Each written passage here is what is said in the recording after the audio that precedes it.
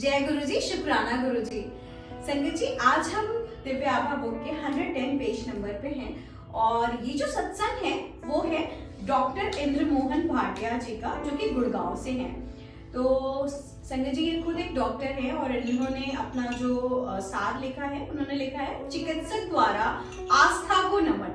Doctor Indra Mohan Bhatia Amritsar के एक समृद्ध व्यापारिक परिवार से हैं। उनके पिता, जो अनेक बार अमृतसर नगर महापालिका के महापौर रह चुके हैं, निम्न वर्ग की सेवा में लगे रहते थे। उनके पुत्र को भी यही चाव रहा है। इसी पैतृक परंपरा के कारण उन्होंने चिकित्सक बनने का निर्णय लिया।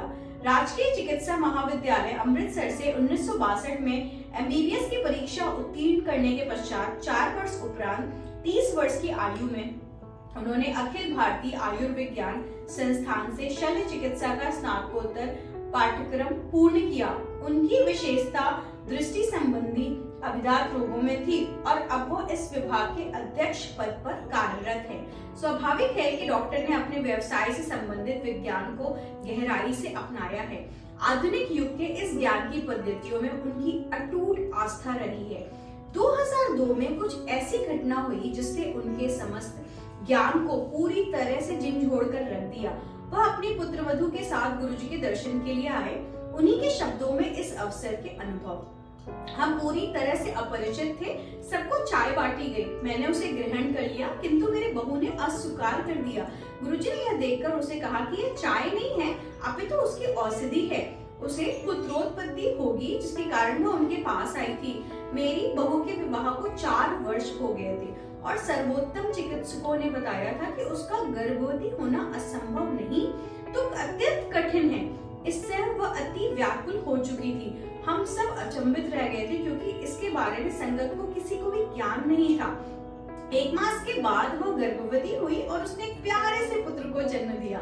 मेरे समस्त चिकित्सक मित्र, जिनको उनकी समस्या का पता था, आश्चर्यचकित रह गए।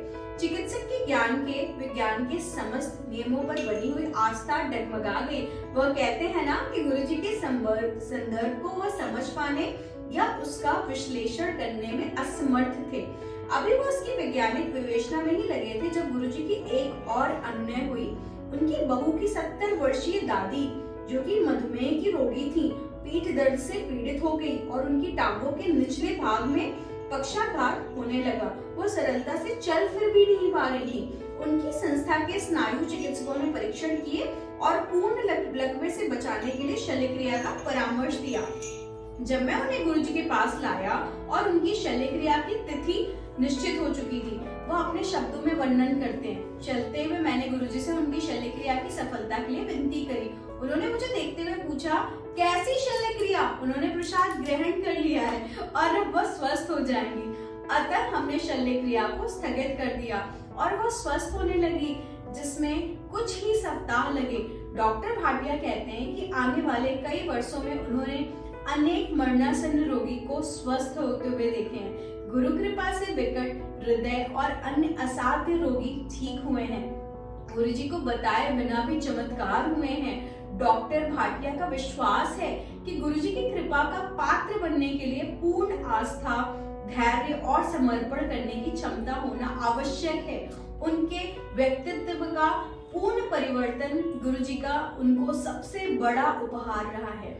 मेरे जीवन में अब पूर्ण शांति है। डॉक्टर भाटिया कहते हैं, उन्होंने मुझे ईश्वर के अस्तित्व में पूर्ण विश्वास और शरण दी है।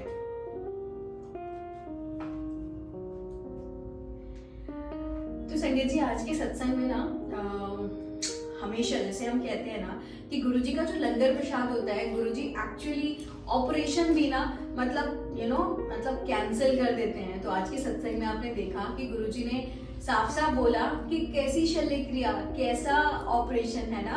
उन्होंने तो गुरुजी का प्रसाद खा लिया है, तो वो नीड ही नहीं है। तो कितने प्यारे हैं हमारे गुरुजी ना संगत जी, की कितना सारा मिरेकल, मतलब कोई वर्ड्स नहीं है कि उनकी जितनी प्रशंसा की जाए उतनी कम है।